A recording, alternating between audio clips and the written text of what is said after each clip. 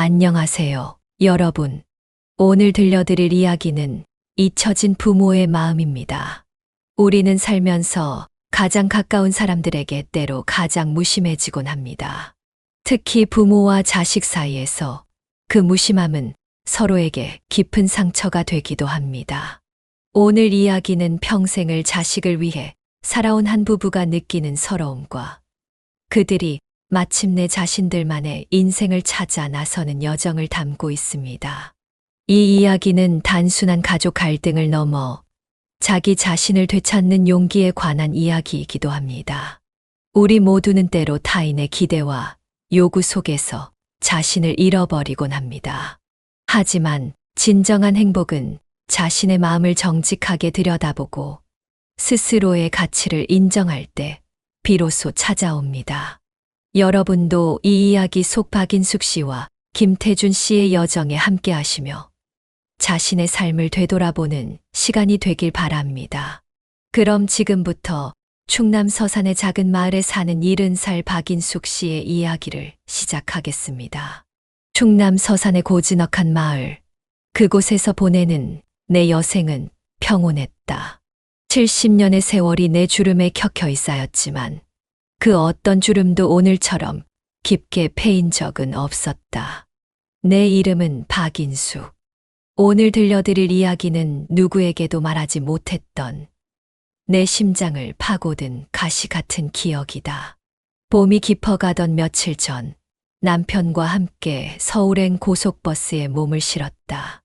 사촌 동생 아들의 결혼식이 있는 날이었다. 오랜만에 서울에 가는 김에 딸아이와 아들까지 불러냈다.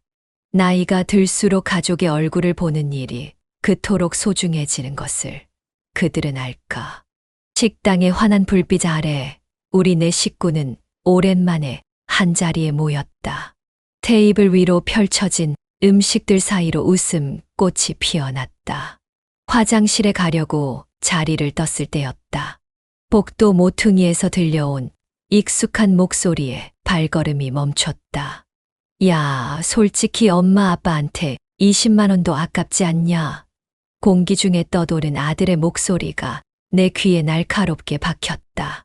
처음엔 내가 잘못 들었나 싶었다. 그러게 말이야. 엄마 아빠가 우리보다 돈도 많으면서 뭘 또 바라나 몰라. 은퇴하고도 주식한다면서. 딸아이의 웃음기 어린 목소리가 그 뒤를 이었다. 그 순간 내 몸속 모든 피가 차갑게 굳어버렸다. 복도의 벽에 기대어 선 나는 내 심장이 가늘게 떨리는 소리를 들을 수 있었다. 손에 든 작은 핸드백마저 덜덜 떨렸다. 식당 안은 여전히 생기로 가득했다. 옆 테이블에서는 어느 가족이 환하게 웃으며 이야기를 나누고 있었고 창밖으로는 늦봄의 햇살이 따스하게 내리쬐고 있었다. 그러나 내 귀에는 방금 들은 그 말들이 계속해서 맴돌았다. 마치 오래된 레코드판처럼 같은 자리를 맴돌며 긁히는 소리를 내고 있었다. 여보, 애들이 다 기다려. 창가 쪽에서 남편의 부름이 들렸다. 나는 떨리는 마음을 숨기고 애써 미소를 지었다. 입술은 웃고 있었지만 눈물은 목 안쪽에서 조용히 맺혔다. 테이블로 돌아가는 발걸음이 그토록 무거웠던 적이 있었던가. 아이들의 얼굴은 여전히 밝았다. 마치 아무 일도 없었다는 듯, 아무 말도 없었다는 듯. 그들의 웃음소리가 내 귀에는 이제 낯설게 들렸다. 우리가 그저 부담스러운 짐으로 느껴지는 걸까? 라는 생각이 머릿속을 휘저었다. 남편은 그날따라 유난히 환하게 웃고 있었다. 아이들과 함께하는 시간이 그에게는 그토록 행복한 순간이었을 테다. 이런데 나와서 애들 보니까 좋다. 그렇지. 그의 물음에 나는 겨우 고개를 끄덕였다. 목소리가 떨릴까 두려워 짧게 대답했다. 응, 좋아요. 하지만 내 손끝은 여전히 얼음장처럼 차가웠다. 마음 깊은 곳에서는 서러움의 파도가 조용히 일고 있었다. 20만 원. 그 돈이 그들에게는 그토록 아까운 것이었을까? 내가 그들에게 그런 존재였던가? 돌아오는 고속버스 안에서 나는 창밖으로 펼쳐진 풍경을 멍하니 바라보았다. 봄날의 햇살은 여전히 따스했지만 내 마음속은 한겨울처럼 차갑게 얼어붙어 있었다. 남편이 조용히 내 손을 잡아주었다. 그 따스한 손길에 눈물이 차올랐다. 그는 알지 못했다. 내 마음속에 패인 상처를. 그저 내 차가운 손을 따뜻하게 데워주려 했을 뿐. 그날 이후로 나는 잠을 이루지 못했다. 밤마다 그 말들이 귓가를 맴돌았다. 20만 원. 그 돈이 그렇게 아깝단 말이냐. 엄마, 아빠가 말야. 내 가슴 속에서 서서히 피어오르는 것은 서러움이었다. 아니, 어쩌면 분노였을지도 모른다. 이게 부모 마음이겠지. 아이들이 바라보는 세상과 내가 바라보는 세상 사이의 간격이 이토록 클 줄은 몰랐다. 그리고 그 간격을 메울 수 있을지 나는 알지 못했다. 버스 창밖으로 흘러가는 초록빛 논밭을 멍하니 바라보며 나는 문득 지난 세월이 파노라마처럼 눈앞을 스쳐 지나가는 것을 느꼈다. 내가 그 아이들에게 그토록 부족한 부모였던가. 마음속 깊이 울컥 쏟아지는 서러움을 억누를 수가 없었다. 목구멍까지 차오르는 눈물을 꾹 참아내며 나는 흔들리는 버스 창에 비친 내 얼굴을 바라보았다. 늘어진 눈가의 주름, 처진 입꼬리. 언제부터 내 얼굴이 이렇게 지쳐 보였을까? 나는 충남 서산의 작은 마을에서 태어나 자란 평범한 여인이었다. 23살 꽃다운 나이에 공무원이던 지금의 남편 김태준을 만났다. 그는 성실하고 따뜻한 사람이었다. 퇴직 후에도 소일거리 삼아 주식에 투자하며 노후를 차근차근 준비해온 사람이었다. 우리는 결코 부자는 아니었지만 먹고 살기에 큰 걱정 없이 알콩달콩 살아왔다. 결혼 후 맞이한 첫 아이, 아들은 우리에게 세상 그 무엇보다 소중했다. 3년 후엔 예쁜 딸아이까지 얻었다. 아이들이 자라날수록 부모 마음은 늘 조금 더였다. 더 좋은 옷, 더 좋은 음식, 더 좋은 교육. 무엇이든 해주고 싶었다. 태준 씨, 애들 대학 보낼 때까지는 정말 허리띠 졸라매야겠어요. 어느 날 저녁 나는 남편에게 그렇게 말했다.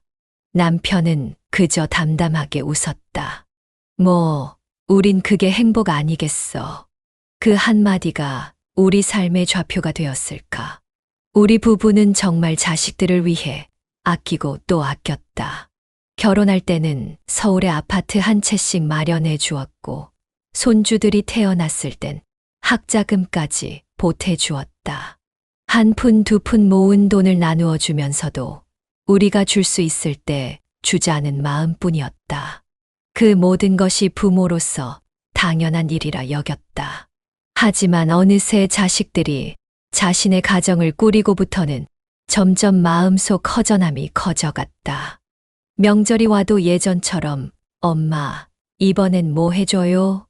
하며 들떠서 전화하던 딸의 목소리가 줄어들었다. 아들도 엄마 잘 지내세요.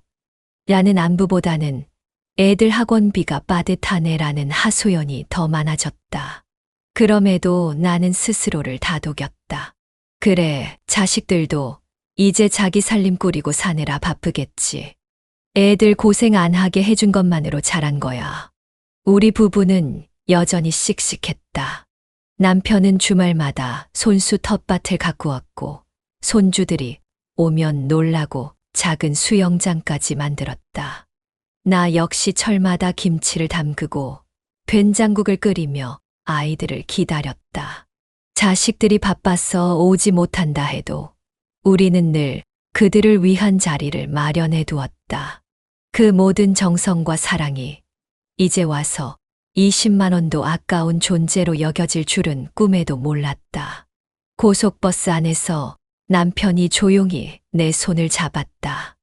여보, 당신 뭔가 마음에 담아두는 거 아니야. 그의 말에 나는 그저 고개를 끄덕였다. 진실을 말할 용기가 나지 않았다. 그냥 애들이 힘든가 봐요. 우리한테 신경 쓸 여유도 없는 거겠죠. 그렇겠지. 우리야 뭐, 이제 애들 힘든 거 도와주면서 살아야지. 남편의 말은 따뜻했지만 나는 차마 말하지 못했다. 그 아이들이 부모에게 20만 원도 아깝다고 한 말을, 그 서늘한 진실을 나는 홀로 삼켰다. 그렇게 우리는 손을 꼭 잡은 채 시골길을 따라 집으로 돌아왔다. 저녁 무렵 집 앞에 내려선 나는 하늘을 올려다보았다. 서산의 맑은 하늘에는 별이 하나둘 떠오르고 있었다. 별빛 아래에서 묵묵히 걷는 남편의 옆모습이 왠지 더 작고 외로워 보였다. 그 순간 나는 문득 깨달았다. 나는 이 사람하고 평생을 버텨왔구나. 애들한테만 마음 쏟느라 정작 당신 마음도 놓쳤었네. 그 따뜻한 깨달음이 가슴을 찌르듯 아렸다. 그리고 쓴웃음이 나왔다. 우리끼리라도 잘 살아야지. 작게 내뱉은 그 말이 봄밤의 공기 속으로 스르르 흩어졌다. 어쩐지 그 순간 내 마음 속의 서러움이 조금은 가벼워진 것 같았다. 70번째 생일이 찾아왔다. 그 숫자를 되뇌는 것만으로도 가슴이 미세하게 떨렸다. 내 삶의 시계가 어느새 이토록 많은 시간을 가리키고 있다니. 평소 같으면 집 앞 텃밭에서 남편과 함께 소박한 식사로 하루를 마무리했을 테지만 이번만큼은 달랐다. 자식들이 먼저 연락해 왔던 것이다. 엄마, 이번 생신은 서울에서 하자. 애들도 좋아하고 엄마도 오랜만에 올라오시면 좋잖아. 딸 미진의 목소리는 전화기 너머로도 밝게 울려 퍼졌다. 그 목소리를 듣는 순간 왠지 모를 따스함이 내 마음을 채웠다. 오랜만에 자식들이 먼저 챙겨주는 생일. 작은 행복감이 봄바람처럼 살며시 내 가슴에 스며들었다. 그래, 애들도 다 바쁠 텐데 이렇게 챙기다니. 남편 김태주는 말없이 고개를 끄덕였지만 그의 눈빛에서 나는 기쁨의 파문을 읽을 수 있었다. 늘 그랬듯 그는 감정을 많이 드러내지 않았다. 여보, 이번엔 서울에서 하자네. 애들 바쁜가 봐. 나는 그의 손을 꼭 잡았다. 남편은 평소와 다름없이 담담하게 대답했다. 그래, 우리야 뭐 어디든 괜찮지. 하지만 그 목소리에 담긴 따스함이 그도 내가 느끼는 것과 같은 설렘을 품고 있음을 말해 주었다. 서울로 향하는 고속버스 안에서 나는 창밖으로 흘러가는 풍경을 바라보며 괜히 마음이 들떴다. 자식들이 내 생일을 챙겨준다는 사실만으로도 가슴이 따뜻해졌다.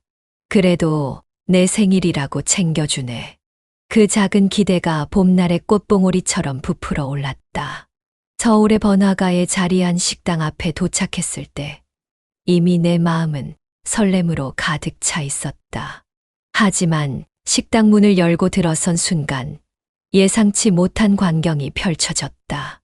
테이블에 둘러앉은 자식들은 이미 음식을 먹기 시작하고 있었다. 손주들은 장난감을 가지고 놀며 시끌벅적한 소리를 내고 있었다. 엄마, 애들이 배고파서 먼저 먹었어. 이해하지? 딸 미진의 목소리에는 미안함보다는 당연함이 묻어 있었다.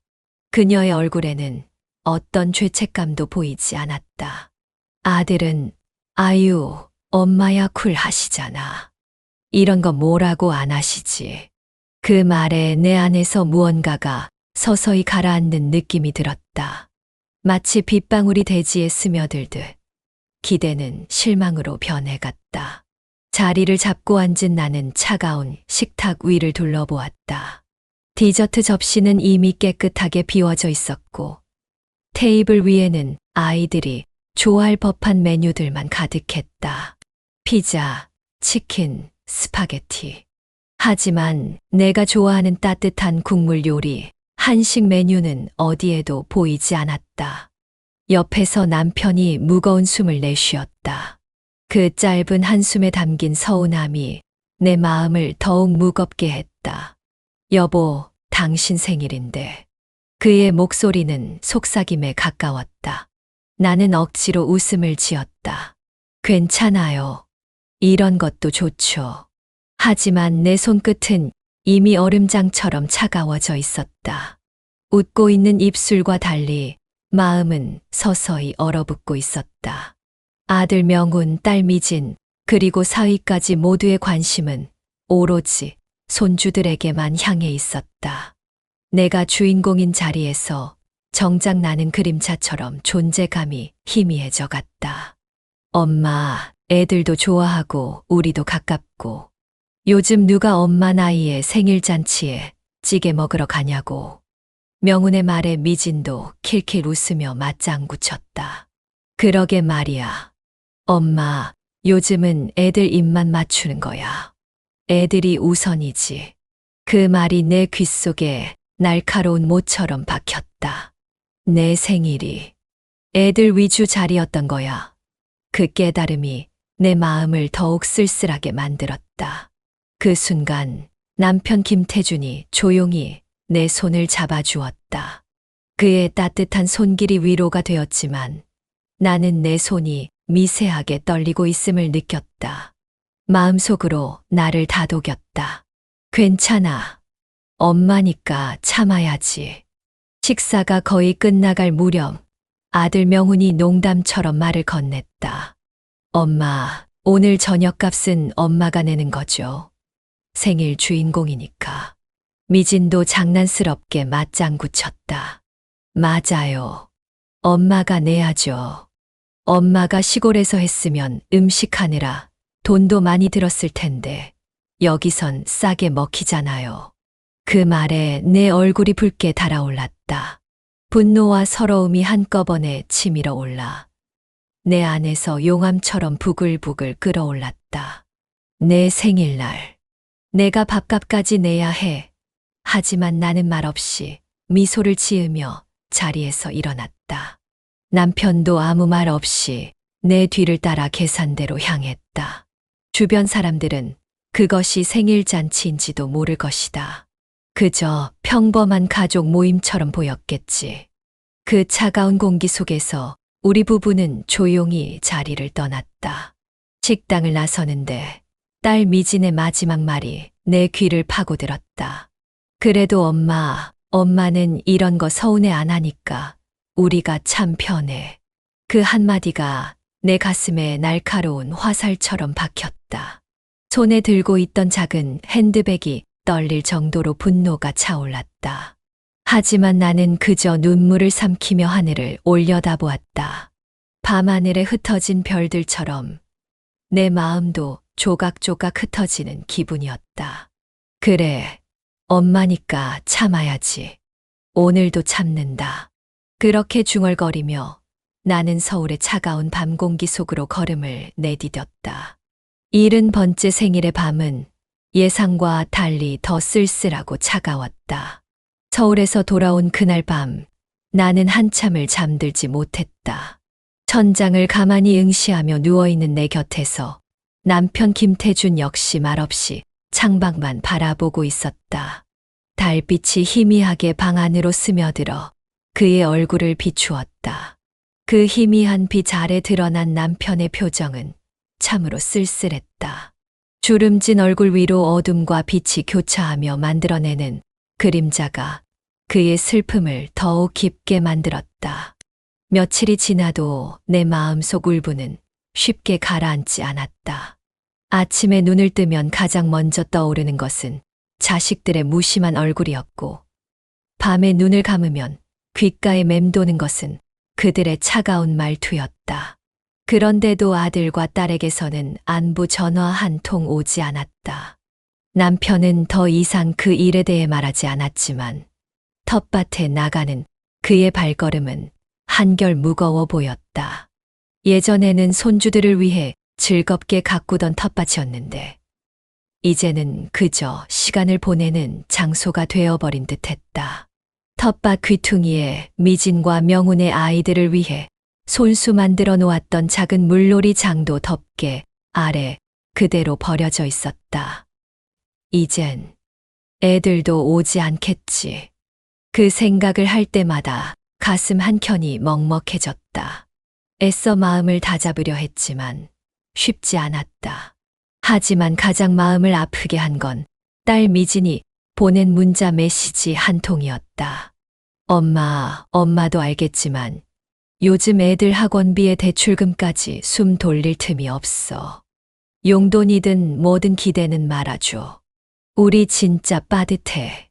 그 메시지 끝에는 웃는 이모티콘까지 붙어 있었다. 화면을 바라보는 순간 나는 마치 누군가 내 가슴을 얼음 조각으로 찔러 넣은 듯한 고통을 느꼈다. 그대로 핸드폰을 내려놓고 말았다. 정말 이 아이들 부모가 짐이라고 생각하는구나. 오랫동안 가슴에 품어온 의심이 현실로 확인되는 순간 오히려 마음이 차분해졌다. 마치 오랫동안 끌어안고 있던 무거운 짐을 내려놓은 듯한 해방감마저 느꼈다. 그날 밤 남편이 조용히 내 손을 잡았다. 여보, 이제 우리만 생각하자. 그의 목소리는 나직했지만 그 어느 때보다 단단했다. 나는 무거운 숨을 내쉬며 고개를 끄덕였다. 그 순간 내 마음에 자리 잡고 있던 무언가가 조금씩 녹아내리는 것 같았다. 다음 날 아침 남편은 평소와 다르게 서재에서 오래 머물렀다. 그리고 그 뒤로 며칠간 서울을 다녀오기도 했다.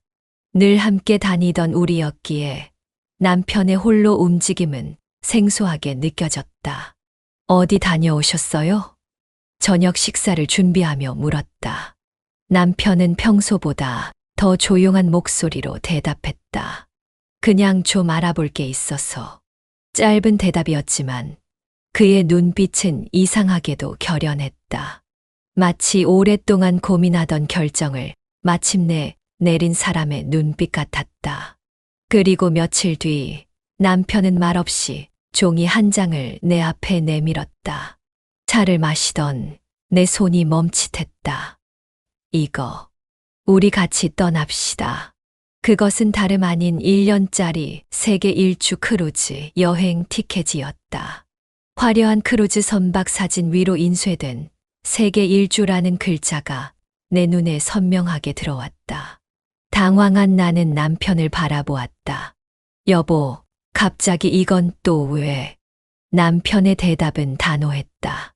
우린 이제 다 했어. 애들한테 줄 것도 받을 것도 없어. 평생을 함께한 남편의 입에서 그런 말이 나오리라고는 꿈에도 몰랐다. 항상 자식들을 위해 무엇이든 희생할 준비가 되어 있던 사람이었는데 그 목소리에서 느껴지는 단호함에 나는 울컥했다. 그때 남편은 조용히 덧붙였다. 이미 애들한테는 소액만 남기고 남은 건 다 정리했어요. 정리라니 뭘 정리했다는 거예요? 내 목소리가 떨렸다. 우리가 가진 재산 말이야. 순간 가슴이 철렁 내려앉았다. 평생 모아온 재산, 자식들을 위해 아껴두었던 그 돈들이 머릿속을 스쳐 지나갔다. 하지만 남편은 허허 웃으며 말을 이었다. 다른 데 쓸 거야. 자식들한텐 어제 20만 원씩 송금했어. 그게 우리한테 남은 마지막 돈이야.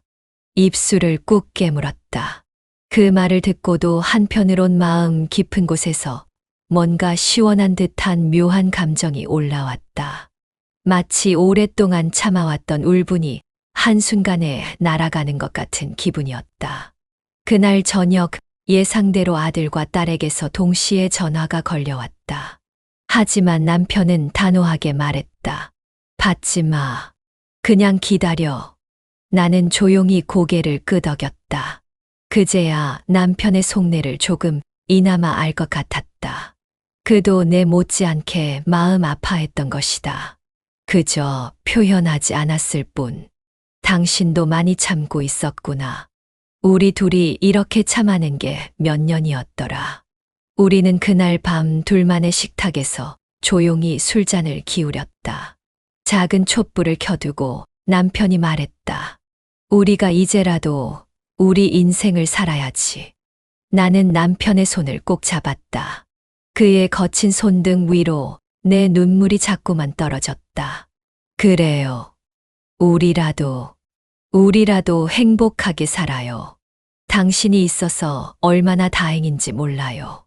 고마워요. 창밖으로는 노을 빛이 붉게 내려앉고 있었다. 그 순간만큼은 이 세상에 우리 둘만 존재하는 것 같았다. 하지만 머지않아 찾아올 자식들과의 본격적인 갈등을 나는 이미 예감하고 있었다. 평온한 저녁 노을 너머로 곧 불어닥칠 폭풍우가 느껴지는 듯했다. 이게 끝이 아니겠지. 하지만 이상하게도 두렵지 않았다. 남편의 따뜻한 손을 잡고 있는 한 어떤 폭풍우도 이겨낼 수 있을 것 같았다. 그리고 마침내 우리만의 인생을 살 준비가 되어 있었다.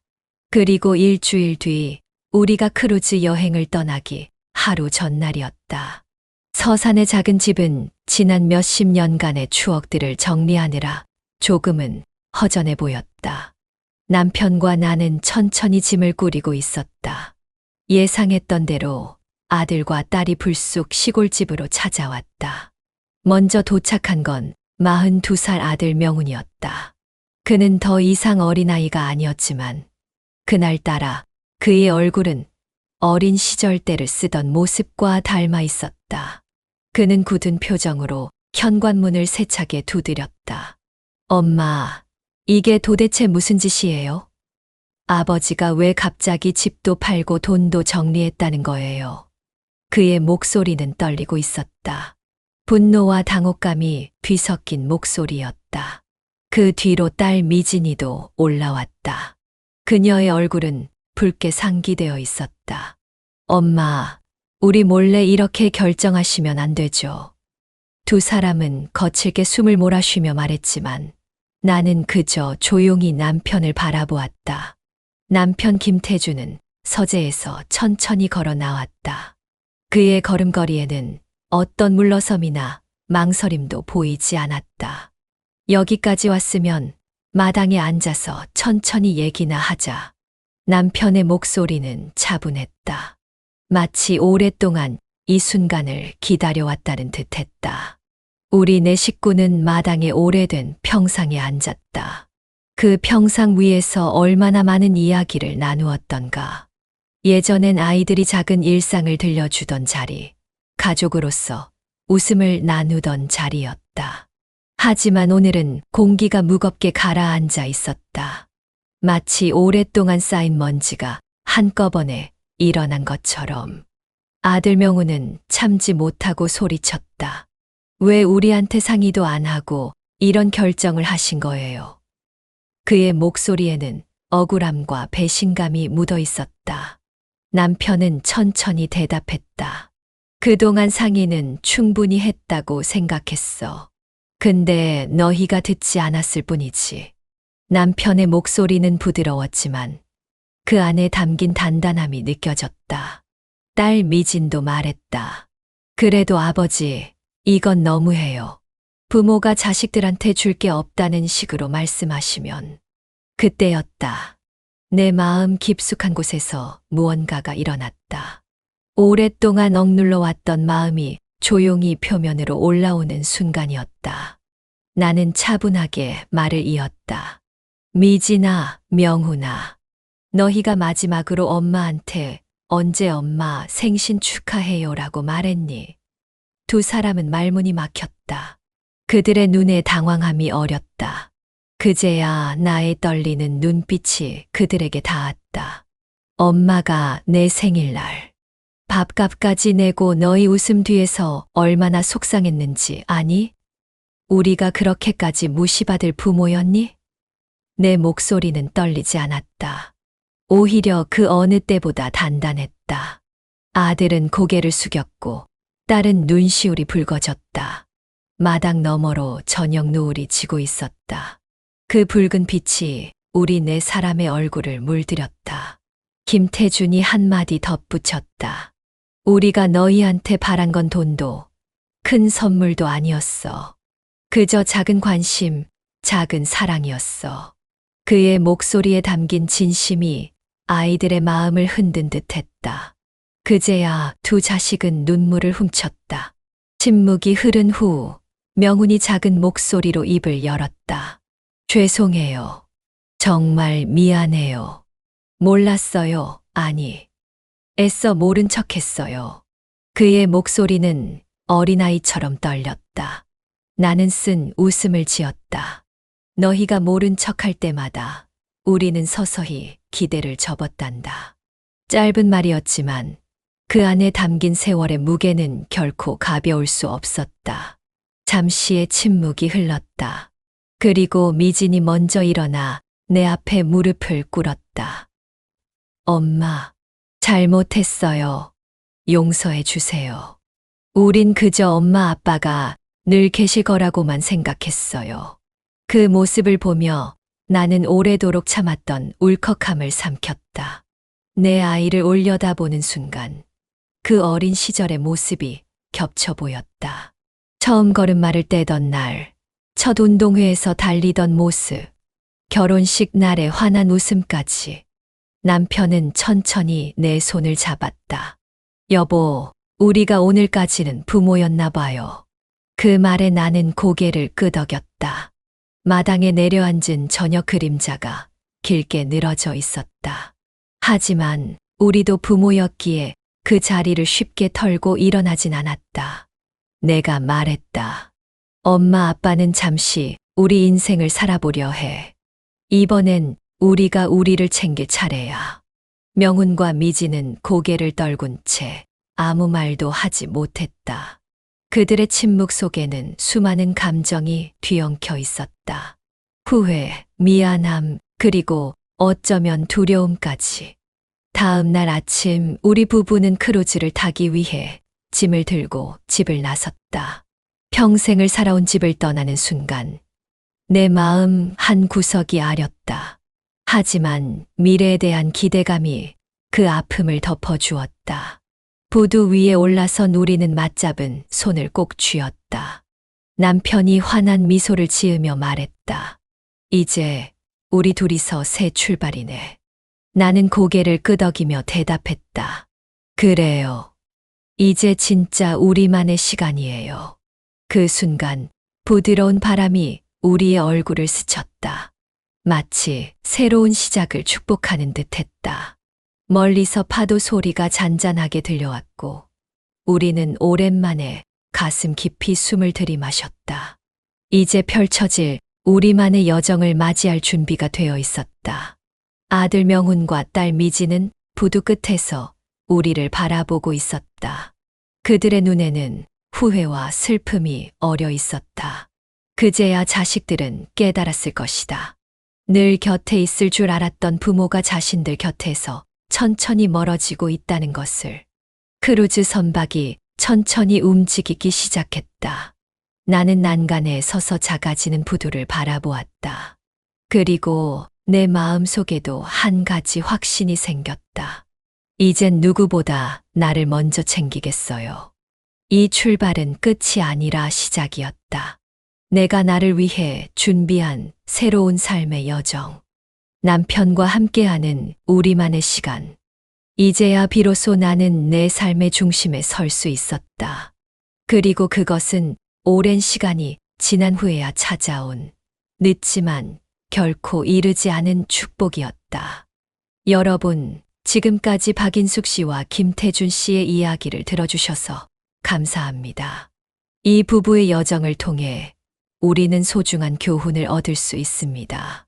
가족이란 이름 아래 자신을 잃어버리지 않는 것의 중요성, 그리고 인생의 어느 시점에서도 자신만의 행복을 찾아 나서는 용기가 필요하다는 것을 말입니다. 부모의 사랑은 무한하지만 그 사랑이 일방적인 희생으로만 이어져서는 안 됩니다. 진정한 가족의 의미는 서로를 존중하고 배려하는 관계에서 비롯됩니다. 박인숙 씨와 김태준 씨처럼 때로는 자신의 행복을 위해 과감한 결정을 내리는 것도 삶의 중요한 부분입니다. 인생의 어느 순간에도 새로운 시작은 가능합니다. 나이는 단지 숫자에 불과하며 진정한 삶의 주인공은 언제나 자기 자신임을 기억하세요. 이 이야기가 여러분에게 작은 울림이 되었길 바랍니다. 앞으로도 더 많은 감동적인 이야기로 찾아뵙겠습니다. 구독과 좋아요, 그리고 알림 설정으로 다음 오디오북 소식을 놓치지 마세요. 여러분의 응원이 더 좋은 콘텐츠를 만드는 원동력이 됩니다. 감사합니다.